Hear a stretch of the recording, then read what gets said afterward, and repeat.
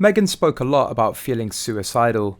Markle also previously claimed that Prince Harry was the one who encouraged her to go to therapy after he noticed that his wife was struggling. She was also heavily criticised because people felt as if she was using this as just another reason to leave the royal family and do things of her own accord. People argue that she brought it upon herself because she didn't want to comply with the royal family's rules. Now, a source for National Enquirer is claiming that Markle might have exaggerated some of her recent stories about her mental health struggle. After all, she's desperate to get the public's sympathy. There is definitely a possibility she's using her mental health struggles of the past to turn the tide of resentment against her. Let us not forget, Meghan is an actress. We need to validate how deep and meaningful her thoughts were at the time, a source said. Another source also accused Markle of having crocodile tears.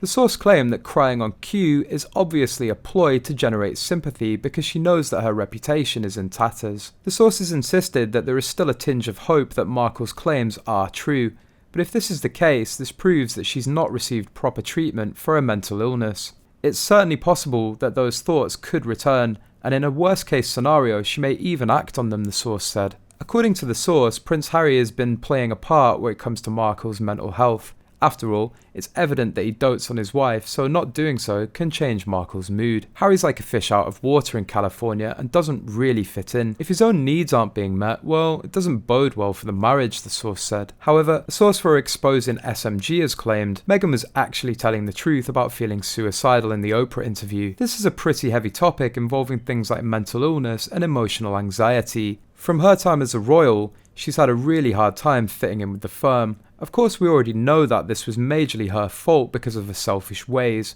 but what my source confirms is that she is indeed mentally unstable. What is not said is whether she was suicidal while pregnant with Archie, as she claimed to Oprah. Though it needs to be pointed out that she blames the family for her issues. She brought the issues on herself as she wanted the royals to bend to her rules rather than ask them for help in adapting to their own. We know that multiple people were called in to assist her. Exposing SMG's source calls Meghan mentally unstable. She's excellent at hiding it from everyone except Harry. Those are things that Harry already knew when he met her because she was vulnerable with him.